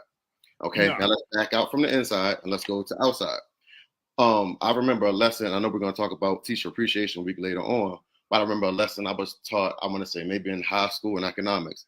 And it's a simple phrase: when companies compete, consumers win. So when Netflix came out, that was the only streaming service. That was the end all be all. That's what you knew to go to. Now you have your HBO Maxes, you have your Stars apps, you have Hulu, you have Tubi, you have YouTube TV, and the content now, they're getting licenses before they even come out, whereas Netflix is still trying to get licenses from different shows that they're trying to put on their platforms. I remember just the Dave Chappelle twice. One with when they put Chappelle Show on without his permission and he wasn't getting down from it. And then two, when he dropped his special and then had that whole back and forth with the company. It's like you're kind of sort of now not you set the precedent. So Netflix gets you were the trailblazer. You get that credit. That's what you are. But the problem is now you have these other streaming services who are pushing out more content, more relevant content. I mean, what did we just talk about last week? The new show on HBO Max. What's the Baltimore show that just? We Own the City. We Own the City. It's on HBO Max. It's not on Netflix. So I'm going to HBO Max. Once I subscribe there, like everything. Then you start saying, okay, well, HBO, I knew growing up, HBO from when I had Comcast, that's the channel I went to watch movies. So if I want to see more relevant movies, more up-to-date movies, I can go straight to HBO now, especially during the pandemic. They were sending movies straight to HBO Max. They weren't sending them to Netflix. So I didn't use my Netflix. Right. That's true. So you're losing your subscribers already on the basis that you don't have the content that is coming out currently. So you're trying to create shows or get content creators to utilize your streaming services to put them on there. But the problem is the deal that you're offering them is not good enough. Also remember, was about 5 years ago, the whole Monique issue that she had with Netflix. And basically what they were telling her that she wasn't that big of a star for what she was asking for financially for her work. And it's just like, so you've been on the front line of the news stations for all of the time. So it's like, all right, now you're about to get lapped. I don't feel like it's going to, I agree with B. It's not going to just burn, but you're going to get lapped. Jules, did you just say you're about to get lapped? You're about to get lapped, right? I mean, you got to think. And I say, even with YouTube TV, I used to have YouTube TV. It's like I would go there because the shows that I watch, and then the partnership they already have with the licenses of YouTube, because it's called YouTube TV, all my content is already there. And they're getting no current movies. So it's like it's just you're now losing the race now. Like I said, you're about to get left because you're losing the race of what you're able to provide content wise.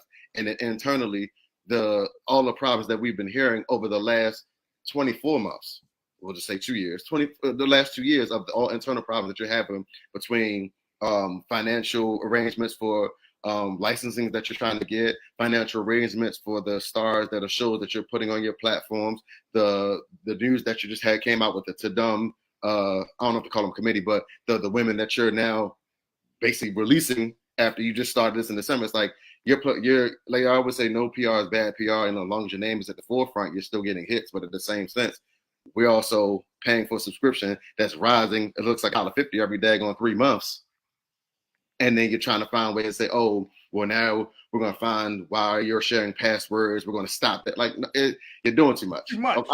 I've been, listen, you want to know a secret? Since we're on Black Star Network, I don't even watch my Netflix. I got 4 people watching my Netflix. I just pay for it. I don't care. And they're not going to do nothing about it. I don't care. I don't care. Like, can't do nothing about it. I don't even watch my Netflix. I got 4 other people watching my Netflix. I don't care. So that's 4 subscriptions you're losing right now. Because if I cancel, then what? Yeah. Straight up. That's for real, you know. And so definitely, like they're doing a lot right now. Like just a year ago, they hire droves of women of color and then announce it. And so now, between then and now, it's like they have bullied their subscribers into third-party verifications and all sorts of things. Right. You know what I'm saying? They're limiting the devices that we're able to watch the content from. And so now they're complaining about the results of what happens when that happens. Like it's amazing. And so now they're canning Black women. Like, listen. Well, I mean, but I think, and you know what? I forgot that Monique had that issue with Netflix a couple of years ago. Now that comes back, and it comes back to bite them in the ass, because you're like, bro, what was y'all thinking? You know what I mean? Like y'all were doing, because at that time, remember, Netflix was the giant. It was like, boom, like, oh snap, she couldn't get this deal with Netflix, therefore, man, she mustn't. Woo. Right. But they wind up paying, and correct me if I'm wrong on this, B and Jules. I think they wind up doing a show with either Wanda, what's the sister's name? Wanda Sykes. Mm-hmm. I think they wind up doing like a certain little special with Wanda Sykes, even though she wasn't completely, satisfied with the deal, but it was a little deal. But I think they wind up moving forward with her. So they did. Yeah. So it's like when you start to like Monday morning quarterback, Jules, you know what I mean? You look back and you're like, wait a minute. Y'all were like making some poor decisions from the beginning almost. You know what I'm saying? And if you look at Netflix now, a lot of their most popular shows are shows that have been imported from other countries. Yeah, exactly. You know what I mean? From everything from Korea to Italy to Spain. I mean, they've been imported. Mm-hmm. It's a lot of subtitle content on Netflix.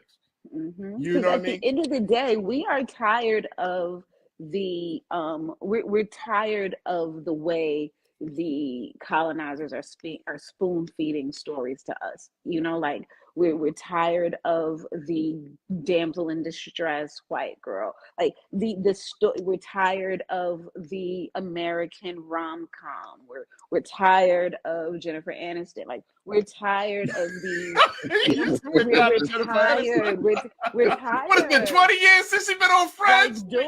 Like, we're tired, right. And so it's like the people want more, you know what I'm saying? The people want more. And so it's like, and we're able to get that and now experience that through content from all over the world. Yeah. So yeah, Netflix has to step their game up. And in order to even interpret what that means, they have to literally disassociate with the dinosaur of distribution. Mm-hmm.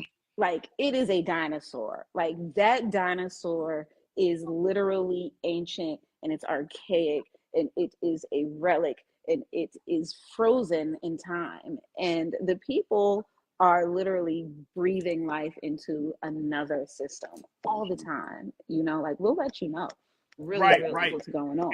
And here's what I think the other part of it being, and Jules, they got so excited because of their pandemic numbers. Mm-hmm. You know, their streaming numbers. Everybody was in the house. Now people are back out in the streets. It's like you got to do more. You got to do more to keep people in front of their screens. Personally, I don't. You know, it's a gamble because some people will tune into it and then others won't. You know, it depends on the movies. Right. It depends on the movie. Do you remember when what was that, Luke Cage? Do you remember when Luke Cage shut down the internet because we were all watching Luke Cage? The entire world was watching Luke Cage at the same time. The weekend it was released, and it crashed.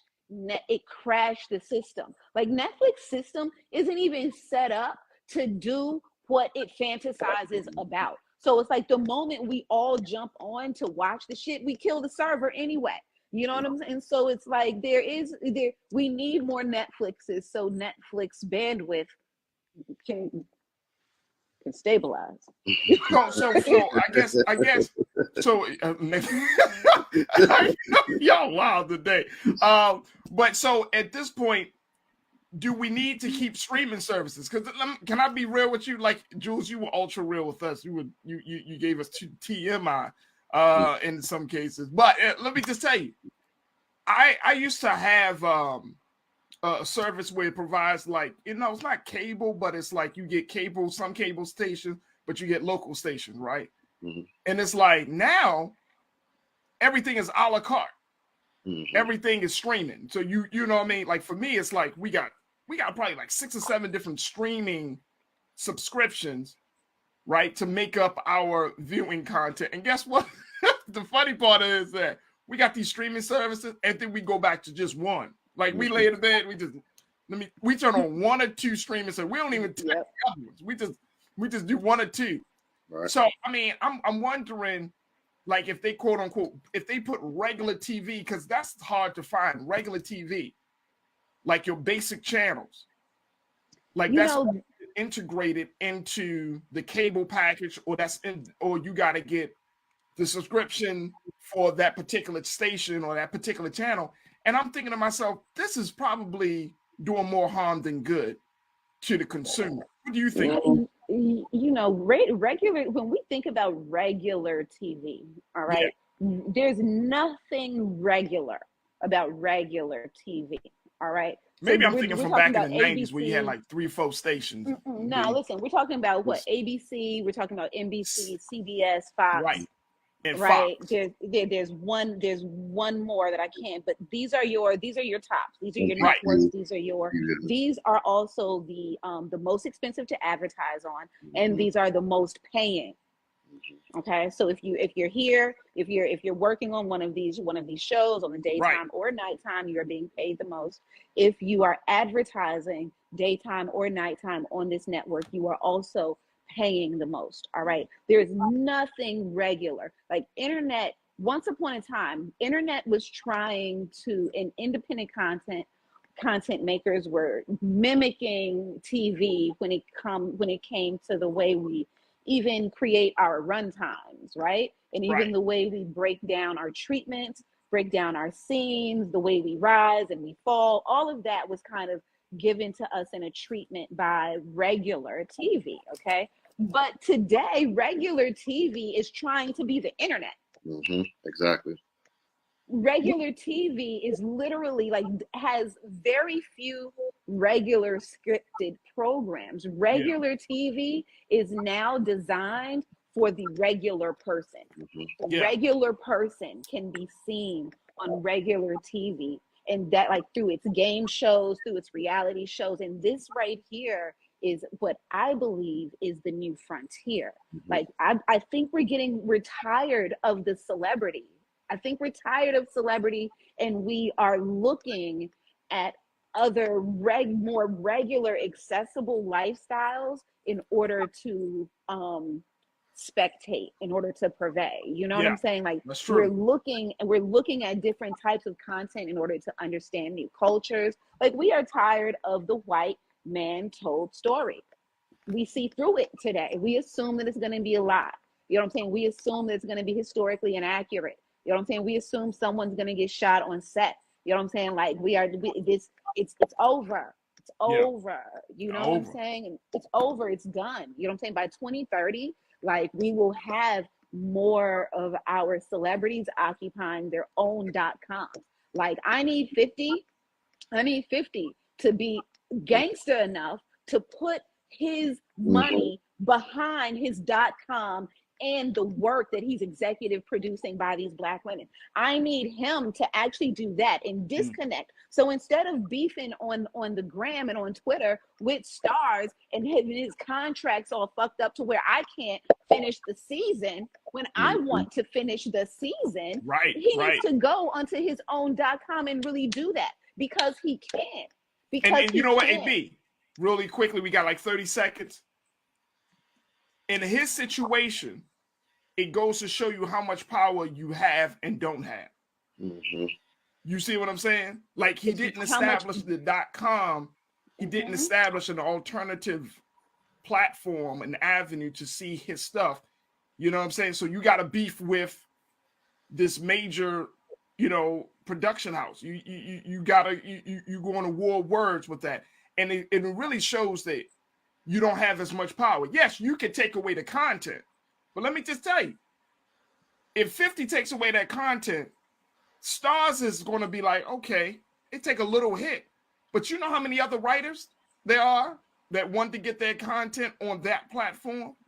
You see what I'm saying? Like there's all no, but it's like there's of course they're going to stay in business, but you gotta have it. All I'm saying is to your point. The work. But all I'm saying to your point, B, is what you've been saying, which is having the vision to establish a separate platform.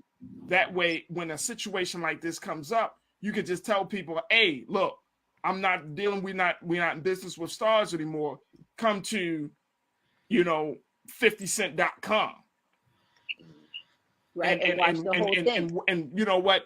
We're going to produce it. Matter of fact, I'm looking for new writers. I'm looking for this. And you start building that part of the platform. But I think that's when I looked at that 50 Cent situation, and even looking at this situation with Netflix really quickly, a lot of these women that were working for Netflix were very high profile journalists. They worked for various magazines like Vogue and other, you know, publications. And they're on Instagram and Twitter begging for jobs. Now you are a major, well-established writer, and you're literally begging for jobs. And that's the sad part about it, that you did not have the foresight, the vision to get prepared for a moment like this.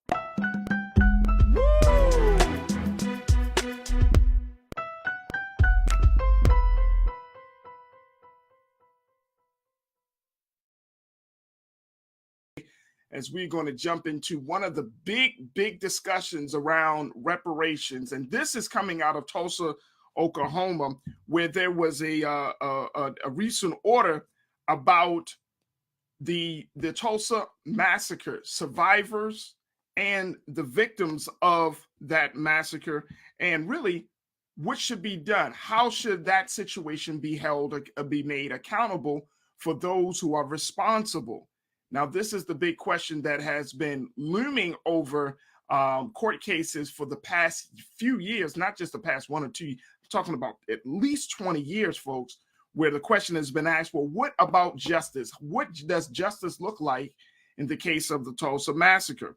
And so today we wanted to have a conversation about this because it was just announced earlier this week that Judge Caroline Wall said that the motion to dismiss this conversation, or to dismiss this motion, where defendants sought a motion to dismiss the case, where plaintiffs are seeking reparations.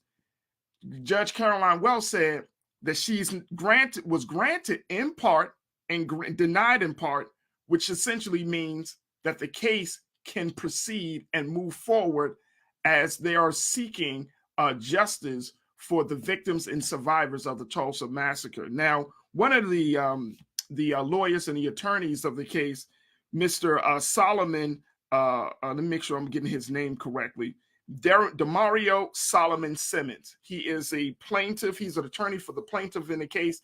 And one of the things that he said is that there are only literally a handful of survivors left from the Tulsa massacre. And Keenan, let's put this quote on the screen. One of the things he said was this: when you work on something for 20 plus years, folks, check this out. You have defeat after defeat. You have client after client die. To know I have 3 living survivors that are here with me right now feel this partial victory, it means everything. Now, Mr. Solomon Simmons has been saying that he's been working with these clients, 3 of these clients that he has over the age of 100 years old.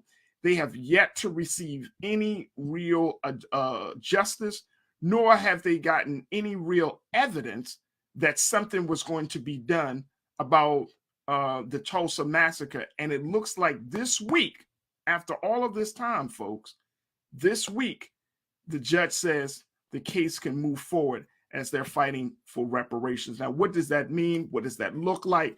We are going to be joined in a few moments by Dr. Ray Winbush, but we wanted to bring New Culture crew member Kia Gladden into this conversation first to get her take on it, and then we bring in Dr. Winbush very quickly. But Kia, thank you again for checking in. You are an educator. You are a researcher.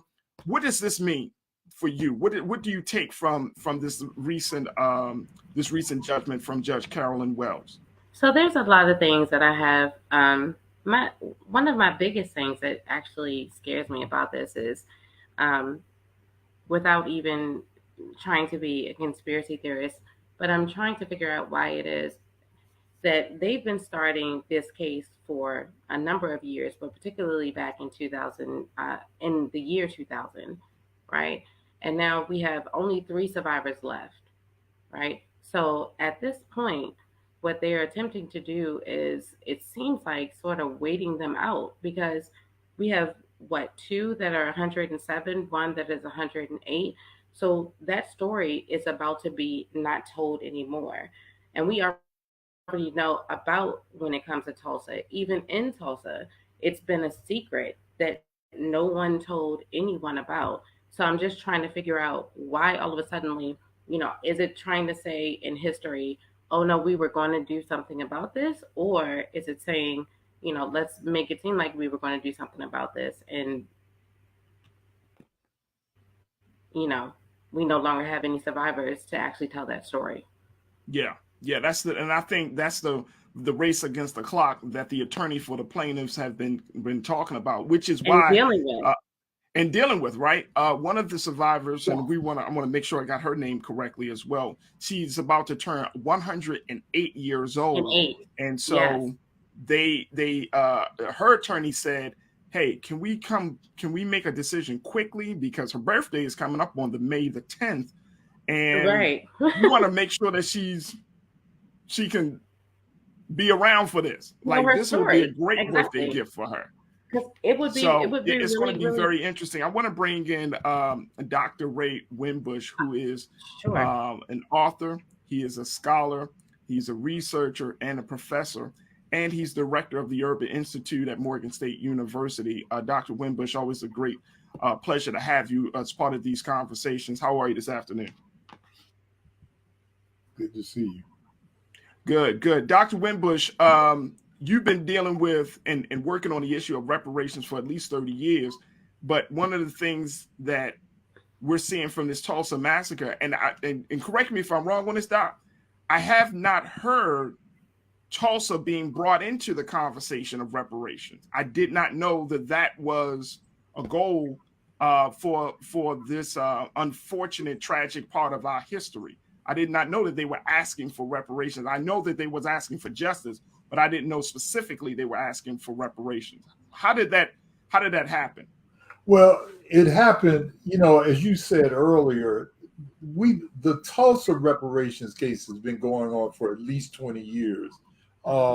People forget that Johnny Cochran the late Johnny Cochran was one of the lawyers for the plaintiffs in the case, as well as Charles Ogletree, who teaches at Harvard. And, you know, Brother Ogletree, we call him Tree, he's now suffering from Alzheimer's. So this is a case that is long overdue. I remember when Sister Viola Fletcher was in her late 80s, and people were saying, you know, we've got to do this quickly. And now, as you say, next week she turns 108. Leslie Randall, she's 107, and Hughes Van Ellis is 101. And so we've always looked at the Tulsa case as being a critical case. I first learned about it, and it's important to note this, that John Hope Franklin was my professor at University of Chicago a long time ago, millions of years ago, when I was working on my degree. And his father, Buck Franklin, was the attorney for the victims of the Tulsa, Oklahoma massacre in 1921. They would not let them sue then. And the judge 20 years ago told them, well, we don't think that the effects of the 21 riot are still being felt, which is a lie, of course. So that Judge Wall moved this forward is a major victory. So there was a part of this, Dr. Winbush, that I thought that was interesting, which was the not the attorney for the plaintiffs, but I guess the prosecutor. And I want to make sure that we bring up the fact that this prosecutor, John Tucker, he's representing the Tulsa chamber. And basically he was trying to make the case that what happened 100 years ago, it really, and they call it, they looked at the I guess the charge as public nuisance. So before I get to his case, I want to get your understanding of this and help us to understand. Well, they're saying that public nuisance in what regard? Well, see, we've tried every angle on this, just every angle on this. The idea that Brother DeMario, the lawyer for the plaintiffs now, is saying is that it was a nuisance. And this, you got to understand, the word nuisance is a broad legal term. Yeah, what happened in 1921 damaged the community. It was a nuisance to the community. I mean, that's an understatement. Right. It was a massacre, but under the law, it's the last thing that you can actually do in this case. That's why this case was so important. And I think the sister said earlier, and it's very true, and it's not a conspiracy theory. They are trying to wait out till all of the victims of the massacre have died. I remember when testimony before the House back in like 2005 or 2006, there were something like 20 survivors of the massacre. Now we're down to 3. Yes. And what's really interesting, I'll say this and I'll shut up. J.T. Tucker, the mayor of Tulsa, he was so, excited about building the park, apologizing and everything. But he is one of the persons opposed to reparations, including also including the guy that you just mentioned, the head of the Chamber of Commerce. There's 7 defendants in this case, and both the mayor as well as the head of the Chamber of Commerce are one of them. So Mr. Tucker said that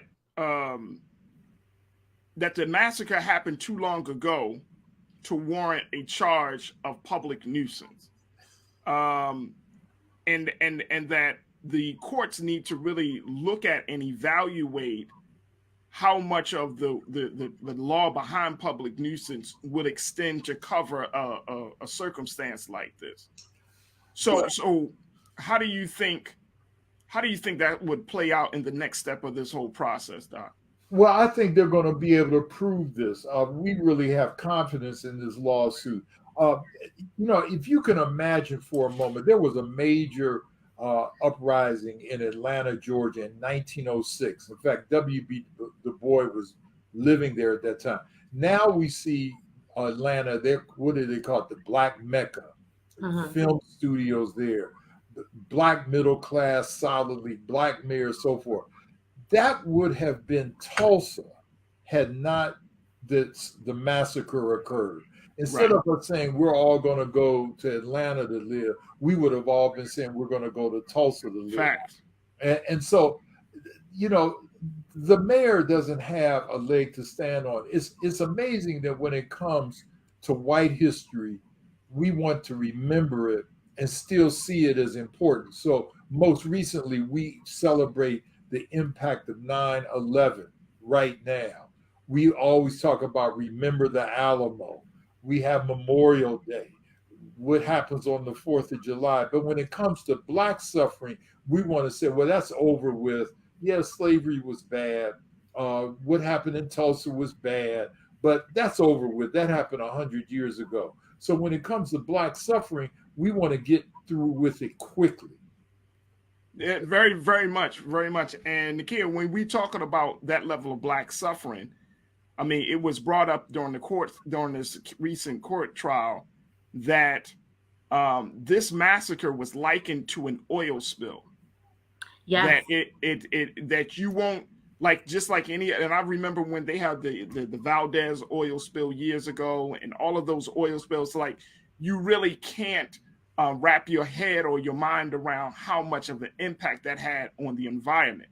And that's the same way that folks presented what happened 100 years ago to the courts, that there are generations with an S that have been affected by this massacre that happened on May 31st through June the 1st. So do you think that's a strong defense? Absolutely not. I mean, to compare, well, I wouldn't consider it like a natural disaster. Obviously, an oil spill is not necessarily a natural disaster, but in terms of comparing human on human, that's utterly ridiculous. To compare those two, and it's actually offensive. And it's offensive to the descendants of those who did suffer through that. I got to listen to the story earlier today of the 3 survivors, and to hear their story and to see that she said, I think about this every day. You know, they saw bloodshed. And for what reason? So we can go back to the reason of how this whole entire thing happened, because, you know, a young black man went into an elevator, and it was a white young woman, and she was operating the elevator, and then she screamed, and then all of a sudden it was just bloodshed. So we can go back to the history of that. But the idea to equate those two is utterly ridiculous. Mm-hmm. But when it comes to reparations, and I read a quote earlier today where it says that reparations, if we were to replace the word, because it's much like welfare, because it's really easy to make it seem like, you know, welfare is bad because for some reason, quote unquote, it's associated with Black people, but then also with reparations. But it said reparations is to replace the wealth that racism stole. So reparations is not a bad thing. It just has a bad connotation when you use that word. I don't know how to rephrase it, because our government, I'll say that, has allowed it to become a negative connotation, much like they did with welfare. Well, I think part of that, the reason that, you know, that becomes such a touchy subject, Nakia, is the fact that people don't want this country. Like this country, we have a terrible, terrible history of taking ownership of the stuff that we've done bad to people, on how we made violations. Like reparations to a lot of people is another word for justice. And really, who wants to be held accountable for some violations that they know that they're wrong for? I mean, this is, you know, and I saw this, Dr. Wimbush, that when we have this conversation about Tulsa, when we have this conversation about the, you know, transatlantic slave trade, it comes down to the fact that America does not want to face the reality that it was the source of pain, hurt, generational division, familial division. I mean, America just doesn't want to come forward and say, you know what, we did that. We did this. You're exactly correct. And it's amazing how the system of white supremacy can weaponize words. So right now we see the word woke. You know, I remember just 7-8 years ago, that was a positive term, but now it's a negative term. Affirmative action. You know, I'm thinking of reparations. These are words that were positive, but the system of white supremacy can make us start thinking negatively about it. That's why people within the struggle, we have used terms like compensatory justice or historical compensatory justice. But the bottom line is to repair the damage done by a system of white supremacy. And what would Tulsa have been had it not had this massacre? It would have been like Atlanta is today. Yes, absolutely right. Taylor, I'm sorry, Janelle first said, Faraji, oil spills are considered accidents. The Tulsa massacre was a deliberate onslaught of evil. Absolutely. Facts. Right. I mean, and here's the thing that's really, really crazy about that whole situation is that they had airplanes and dropping bombs. That doesn't sound like that's not an accident. It didn't sound like an accident at all. Period. It is the biggest terrorist act that was ever committed on American soil. People talk about the bombing of Timothy McVeigh, 20 years ago. This was the single biggest terrorist act ever perpetrated against Americans by Americans in this country. Wow. And I think people need to hear it just as that Taylor said, I hope at the age of the defendants that there are not others in the wings waiting to take control of anything they may get. Concern for seniors is real. How do we, and I think that Taylor, I appreciate you bringing up that comment, because Doc, when you're talking about reparations for the survivors, the victims, the descendants, like now we're talking about getting into the nuts and bolts of how this is going to happen, whether it's coming from a state level or whether it's coming from the federal level. What would be the course of action that the state of Oklahoma or the United States government would have to take if it's decided upon that, yes, they are allowed to get reparations? Well, I have, and this is not an endorsement, but DeMario Solomon Simmons is one of the best litigators on reparations existing right now. He has covered all the bases. His mentor was Johnny Cochran and Charles Ogletree. He knows that there's a potential, because I've had people ask me about the reparation. Well, these people may not be around in a couple of years. What's going to happen to the money? Look, DeMario got this under control, and just like we know, we have to trust what he's doing right now, and he's making sure that none of that happens. He is on the case. And that's one of the big things that I think that people are looking at, Doc and Nikhil, because people are trying to figure out, okay, if this goes through, then this might set the precedent for other racial incidents that have occurred on American soil by white people, by other people against Black people. And this will open up a Pandora's box, Doc. I will say this: the mayor is saying, like, although he's made it seem like he's stressing that this is something that he cares about, the problem is that he's also saying that, okay, well, it's not fair to charge the descendants of those that happened before, because this is 100 years ago. How can we charge them tax-wise and all those things? So, and that's been a problem with reparations for a long time. It's like, okay, well, I didn't do it. I wasn't here, but you benefited from it. You killed our wealth in the process. So we have every right to come after the wealth that you were able to benefit from, if that makes any sense. It makes a lot of sense. And we have to remember that very, very radical left-wing president, Ronald Reagan, gave reparations to Japanese Americans. Yes. Even though in 1988, 40-something odd years prior, for an incident. The idea of reparations, America has recognized that it owes something to people it has wronged.